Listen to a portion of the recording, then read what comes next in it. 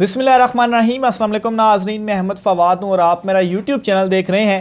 नाज़रीन, इमरान खान साहब की गिरफ्तारी और जेल भरो तहरीक की कामयाबी के हवाले से कुछ डिटेल्स मैं आपके साथ शेयर करूँगा। आज दोपहर में जेल भरो तहरीक का आगाज़ जो है वो हो चुका है। स्ट्रेटजी क्या है, कौन कौन सी गिरफ्तारियाँ इस वक्त हो चुकी हैं, किन किन रहनुमाओं ने गिरफ्तारियाँ दे दी हैं और कौन आगे जाकर मज़ीद गिरफ्तारियाँ देगा। हुकूमत की जानिब से इस वक्त क्या सोचा जा रहा है कि इमरान खान साहब की स्ट्रेटजी को किस तरह से काउंटर किया जाए। राना सनाउल्लाह जो हैं वो बेबसी की इस वक्त तस्वीर बन चुके हैं। जो भड़कें उनकी जानिब से मारी जाती थी वो इस वक्त जो है वो इमरान खान के आगे बिल्कुल बेबस हो चुके हैं कि किस तरह से इमरान खान साहब को काउंटर किया जाए। इसके अलावा इत्तेहादी जो हैं वो भी बहुत नाराज़ हैं, सख्त नाराज़ हैं बल्कि शहबाज हुकूमत से कि ये जो है वो आपकी जानिब से क्या जो है वो इस वक्त कर दिया गया है। ख़ास तौर पर इलेक्शन की तारीख के हवाले से इस वक्त हुकूमत के अंदर क्या चल रहा है, इस पर भी कुछ तफसीलात हैं वो भी आपके साथ में शेयर करूँगा। सबसे पहले तो नाज़रीन बताता चलूँ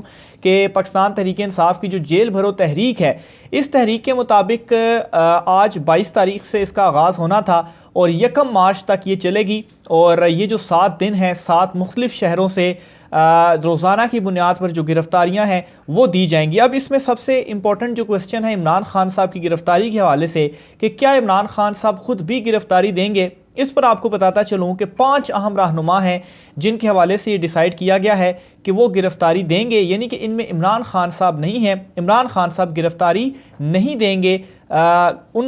जो सीनियर लीडरशिप है वो गिरफ्तारी देगी और उस लीडरशिप में उमर सरफराज चीमा, इसके अलावा असद उमर, इसके अलावा शाह महमूद कुरैशी, आज़म स्वाति और मुराद रास जो हैं वो शामिल हैं। और इन्होंने बाकायदा तौर पर आज अपनी जो गिरफ्तारी है वो पेश भी की है। यहाँ तक कि जो कैदी वैन, चूँकि लाहौर में फ़र्स्ट मरहले में इन्होंने गिरफ्तारी देनी थी, तो जो कैदी वैन थी उस वैन के अंदर जो है वो ये जाकर 5 रहनुमा बैठ गए, लेकिन पुलिस की जानिब से इन्हें गिरफ्तार करने से जो इनकार है वो किया गया। इसी तरह से पाकिस्तान तहरीक इंसाफ के जो दीगर कारकुनान थे, 200 कारकुनों के हवाले से ये फैसला हुआ था कि वो गिरफ्तारी लेंगे, लेकिन 200 तो बहुत ज़्यादा पीछे रह गया। हज़ारों की तादाद में लोग जो हैं वो पहुँचे गिरफ्तारी देने के लिए, लेकिन फ़िलहाल उन्हें गिरफ्तार जो है वो नहीं किया जा रहा।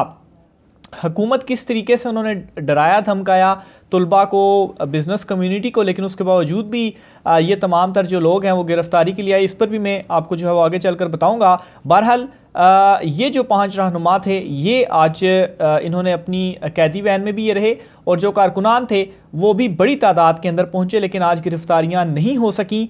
हालांकि जिस जगह पर वो पहुँचे तमाम कारकुनान, वहाँ पर दफ़ा 144 जो है वो नाफज की गई थी और ज़ाहिर सी बात है फिर उसकी खिलाफ वर्जी होती है तो उसमें भी गिरफ्तारी की जा सकती है। लेकिन उसके बावजूद भी हुकूमत इतनी बौखलाई और घबराई हुई थी कि उन्होंने गिरफ्तारी नहीं की और इस हवाले से निगरान हुकूमत ने पहले भी फैसला कर लिया था। तो बहरहाल इस पर अब जो काउंटर स्ट्रेटजी है पाकिस्तान तहरीक इंसाफ की वो पहले ये थी कि अगर उन्हें गिरफ्तार नहीं किया जाता तो वो उसी जगह पर बैठ जाएंगे और धरना जो है वो दे देंगे। लेकिन अब ये जो प्लान है उसमें चेंज किया गया है कि रोज़ाना की बुनियाद पर जब तक उनको गिरफ्तार नहीं किया जाता, रोज़ाना की बुनियाद पर 2-3-4 घंटे के लिए वो वहाँ पर जाएंगे।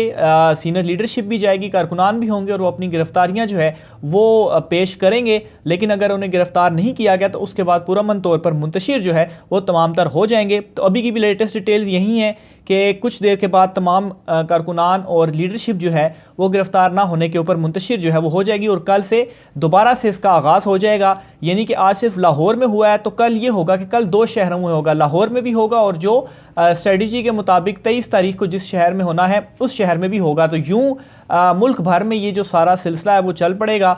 तो ये एक इस वक्त प्लान आ गया पाकिस्तान तहरीक इंसाफ का। दूसरी साइड पर जो हुकूमत है उसने इसे काउंटर करने के लिए स्ट्रेटजी अपनाई है कि इस वक्त सिर्फ़ और सिर्फ इनके ऊपर मुकदमे कायम किए जाएंगे, गिरफ्तारी नहीं की जाएगी और बाद में इन्हें तंग करने के लिए मुकदमे बनाए जाएंगे। बहरहाल अगर इनको तंग करना या मुकदमे का जहाँ तक मामला है तो हमने बहुत सारी ऐसे मिसालें देख ली हैं कि यूँ ही मुकदमा जो है वो दर्ज कर लिया जाता है, फिर उसके बाद गिरफ्तारी भी हो जाती है और सारा कुछ हो जाता है। तो बहरहाल ये एक उनकी जानिब से स्ट्रेटजी बनाई गई। और दूसरी अहम चीज़, डराने की जो कोशिश है वो भी की गई है पाकिस्तान तहरीक इंसाफ के कारकुनों को, ख़ास तौर पर चूँकि यंगस्टर्स जो हैं वो इमरान खान साहब के साथ जो है वो इस मुहिम में साथ दे रहे हैं। तो यंगस्टर्स को, तलबा को ख़ास तौर पर डराने की कोशिश की गई और उनसे यहाँ तक कहा गया कि जिन यूनिवर्सिटीज़ या कॉलेजेस में आप पढ़ रहे हैं वहाँ से एक तो आपके दाखिले भी मनसूख हो सकते हैं और आपका जो करेक्टर सर्टिफिकेट वगैरह है वो भी आपको इशू नहीं किया जाएगा, जो कि एक लाजमी चीज़ होती है किसी भी तालिब इल्म के लिए फ़र्दर स्टडीज़ हासिल करने के लिए। और ये कहा गया कि जो जो इस मुहिम में हिस्सा लेगा और जो आकर गिरफ्तारी देगा, ताकि जो तलबा हैं उनको खुद ही जो पेरेंट्स हैं वो रोक लें और वो गिरफ्तारी ना दें और इमरान खान साहब की हम इस मुहिम को नाकाम बना सकें। लेकिन नाज़रीन, इसका उल्टा ही हमें जो भी चीज़ ये कर रहे हैं उसका उल्टा इन्हीं के ऊपर ही मामला जो हैं वो पड़ रहे हैं। उसके बावजूद भी लोग बड़ी तादाद में निकले हैं, हज़ारों की तादाद में गिरफ्तारी देने के लिए खाली पहुँच गए। फिर इसके अलावा कारोबारी हजरात को डराने की कोशिश की गई कि आपके लाइसेंस वगैरह जो हैं वो हम मनसूख कर देंगे। फिर इसके अलावा यहाँ तक कहा गया कि आपको हम लाहौर या किसी करीब जेल में नहीं रखेंगे बल्कि दूर दराज दूसरे सूबों की जेलों में रखेंगे, जिनमें मियाँ वाली या डेरा गाजी खान इस किस्म के दूर दूर इलाकों में, ताकि पेरेंट्स या लोग खुद ही डर कर गिरफ्तारी जो है वो ना दें। लेकिन इसके बावजूद इनको इस स्ट्रेटजी में जो है वो हुकूमत को नाकामी का सामना जो है वो करना पड़ा। तो बहरहाल ये अब जो कैंपेन है या ये रोज़ाना की बेसिस के ऊपर अब चलाई जाएगी और रोज़ाना इसी तरह से एक एक शहर जो है वो एडअप होता जाएगा। दूसरे नंबर पर नाज़रीन, राना सनाउल्लाह जो हैं वो इस वक्त मुकम्मल बेबस हो चुके हैं। यहाँ तक कि काफ़ी झिड़कें भी उनको खाना पड़ी हैं अंदर अंदर अंदर ही, क्योंकि किसी तरीके से भी वो इमरान खान साहब के किसी भी प्लान को काउंटर नहीं कर पा रहे। ख़ास तौर पर जिस तरीके से जो एक इमरान खान साहब जो है वो पेश भी होते रहे, लेकिन उसके बाद जिस बड़ी तादाद में इमरान खान साहब के साथ जो लोग हैं वो भी निकले और फिर उसके बाद उस वक्त भी एक गिरफ्तारी के हवाले से प्लान सामने आया था कि FIA की एक टीम रेडी है और वो इमरान खान साहब को गिरफ्तार करेगी, लेकिन वहाँ पर भी गिरफ्तारी मुमकिन नहीं हो सकी। तो बहरहाल अब राना सनाउल्लाह इतने ज़्यादा भुखलाए हुए हैं कि चीज़ों को काउंटर करने के लिए कभी वो क्या कहते हैं और कभी वो क्या कहते हैं।